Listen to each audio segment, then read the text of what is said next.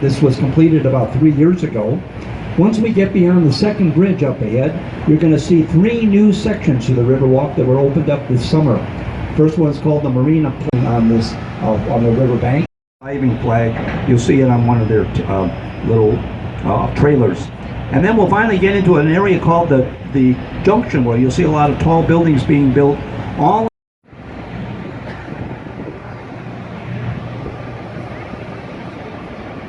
coming off here to our right, coming into view, will be a 52-story black open up, and they can open up these bridges in less than. We have lots of clock towers in downtown Chicago. And this is a flashback to the early days of the city when Chicagoans did not have wristwatches. And they would use these clock towers to keep themselves on time as they came downtown for their business meetings, as well as planning out their major shopping. As of course we have no shopping malls back in the old neighborhoods.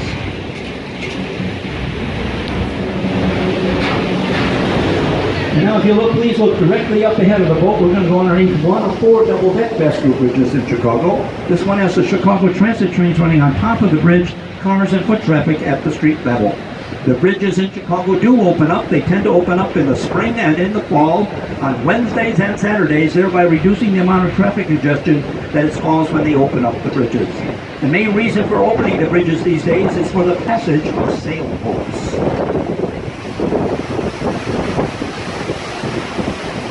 To your right is the merchandise mart built between 1922 and 1931 by Marshall Field and Company. It is a huge architectural building that takes up 2 old city blocks. When it was built, it was the world's largest commercial building. It's over 8 miles of hallways on the inside, some 97 acres of showroom space. They built the building for $38 million. The Joseph Kennedy family bought it after World War II for back taxes of $13 million. They sold it in 1998 to a Canadian realtor for over $575 million. Popular buildings.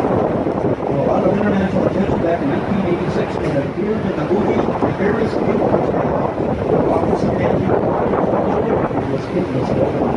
To your left and up ahead, find a small building with a clock at the top. The clock is 580 feet above the water. It's said to be the tallest double-faced clock in the world, according to the Guinness Book of World Records. And the symbol underneath the clock indicates this is the world headquarters of the airplane manufacturer. Very tall building has been underneath it. Buildings up ahead to the right. Talk about a train to go underneath the Lake Street Bridge up ahead.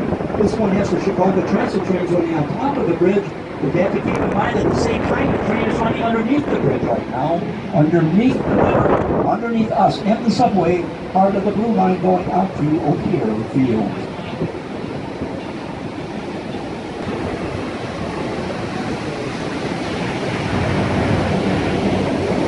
Now to our left and up ahead is this huge Art Deco building that looks like a big chair or throne. This is our Civic Opera House, built back in 1929 by Samuel Insull, who was the founder of Commonwealth Edison here in Chicago. He was a very wealthy man, and he has trains. These trains are going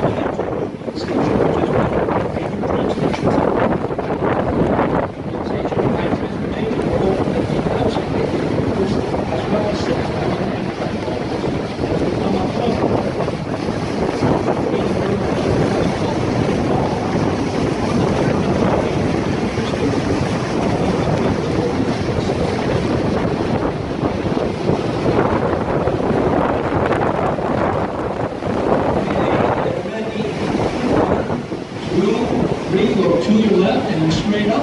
Put your hand in front of the sun so you can see the top of the Sears Tower. Left. It has now been renamed the Willis Tower. The tower will come and go. The Captain Bryant's going to take your boat to the south end of the white building coming up on the left. And then he's going to turn the boat around right in the middle of the river, and you're going to have a straight up view of Sears Tower. So get good cameras with it.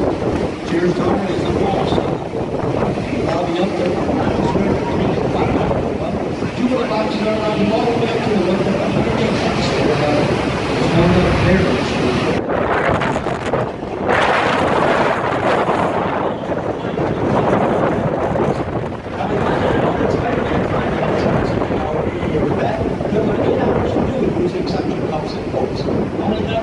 He was greeted by the Chicago police.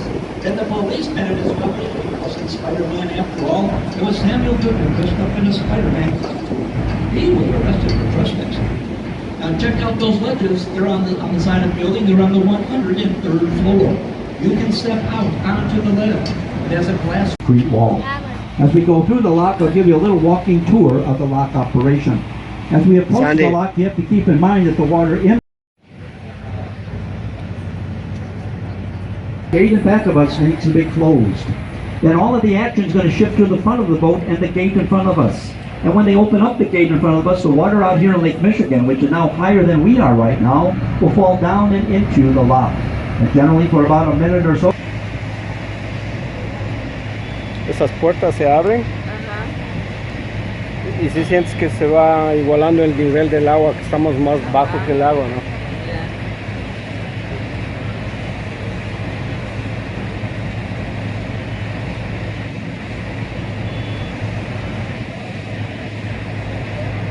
¿Y si ves el nivel del agua?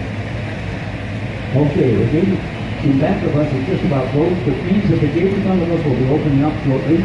And if you have any way of looking at this, I would urge you to look at it because I think you will find it extremely interesting.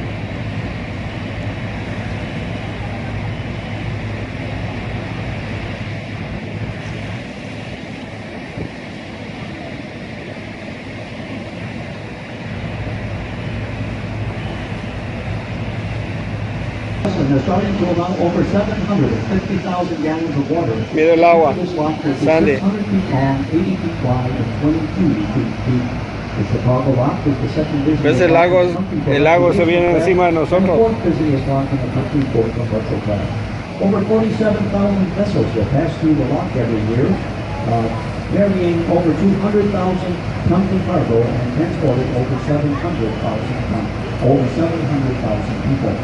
This lock will open up and close over 12,000 times this year. In just a little while, we're going to open up the lock 100%, and then listen for a horn, and that'll be our signal that we have permission to leave the lock and to go out.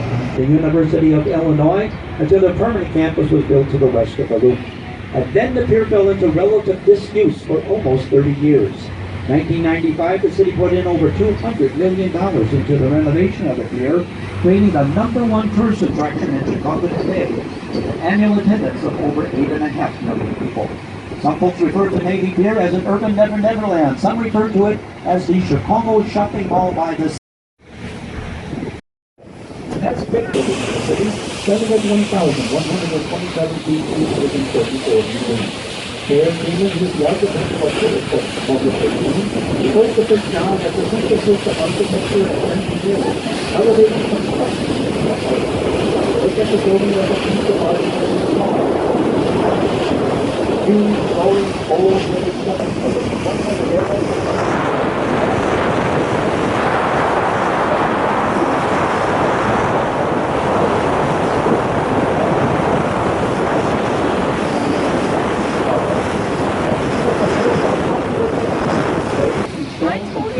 the water at the station when he went through at the police.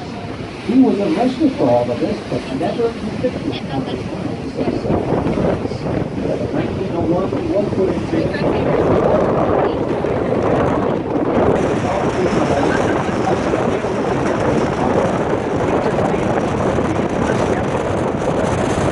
Without me being in your ear constantly, so I'm going to take a little break in the narration. I'll be coming back and telling you more about Chicago. If you have questions, please come and ask. If you have a camera, I'd be happy to take your picture with your camera. I'll be back in just a little bit.